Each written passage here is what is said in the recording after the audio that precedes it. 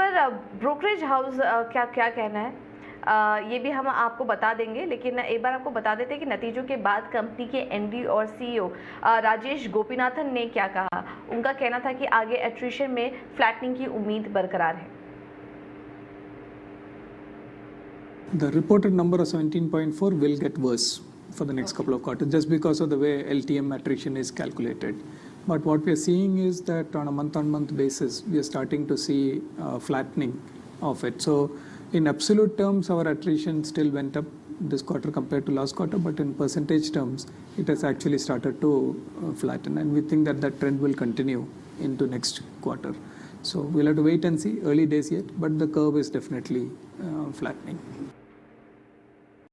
बिल्कुल, तो ये टीसीएस के एमडी और सीईओ का क्या व्यू बन रहा था टीसीएस पर, ये भी हमने आपको सुनवाया और नतीजे भी बताए। शरद अभी हमारे साथ फिर से जुड़ेंगे, जो कि और भी खबरों वाले शेयर्स पर बात करेंगे। लेकिन टीसीएस पर ब्रोकरेज हाउस के रिपोर्ट्स क्या कह रही हैं, ये भी आपको एक बार बता देते हैं। और आशीषा हमारे साथ जुड़ चुकी हैं पूरी डिटेल्स के साथ। आशीषा, गुड मॉर्निंग, बताइए।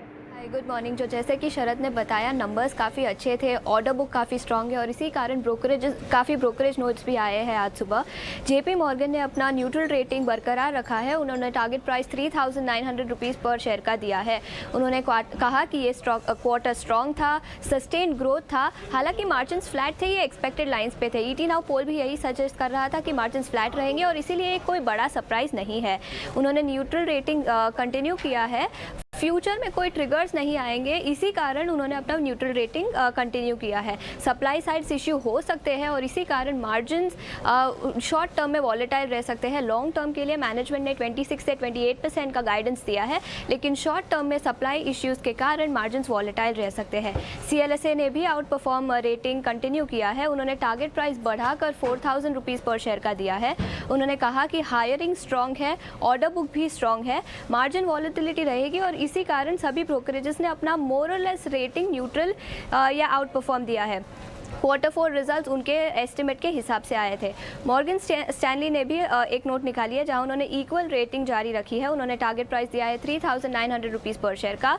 उन्होंने कहा कि वॉलेटाइल मैक्रो इकोनॉमिक एनवायरनमेंट के कारण उन्होंने ये रेटिंग दी है, लेकिन डिमांड एनवायरनमेंट अभी भी रेजिलिएंट है। बैंक ऑफ अमेरिका सिक्योरिटीज़ ने न्यूट्रल रेटिंग कंटिन्यू किया है। टारगेट दिया है 3,780 रुपीज़ पर शेयर का और उन्होंने कहा कि स्ट्रॉन्ग डील विंस के कारण FY23 का रेवेन्यू स्ट्रॉन्ग रहेगा।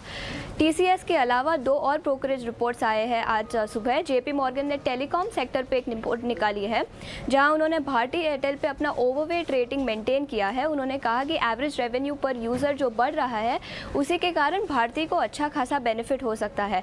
उन्होंने कहा कि टैरिफ हाइक्स के कारण बेनिफिट हो सकता है। हालांकि सिम कंसोलिडेशन से थोड़ा ये बेनिफिट कम हो सकता है, लेकिन नेट नेट भारती एयरटेल के लिए पॉजिटिव होगा।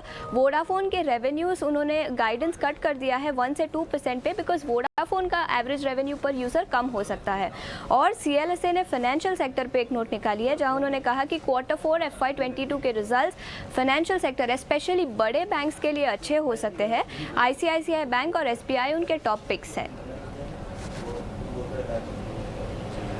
Okay, thank you so much Ashisha, ये सारी जानकारी देने के लिए। तो टीसीएस पर जो रिपोर्ट आ रही है लार्जली हम देखेंगे तो न्यूट्रल से आउट परफॉर्म की रेटिंग यहाँ पर देखने को मिल रही है और इसके अलावा टेलीकॉम पर और फाइनेंशियल सेक्टर पर भी रिपोर्ट्स आई हैं। फाइनेंशियल में ICICI बैंक और SBI पसंद आ रहा है CLSA को। तो ये कुछ रिपोर्ट्स हैं जिस पर कि आज जिनके एक्शन पर आज दिन भर हमारी नज़र बनी रहेगी। अब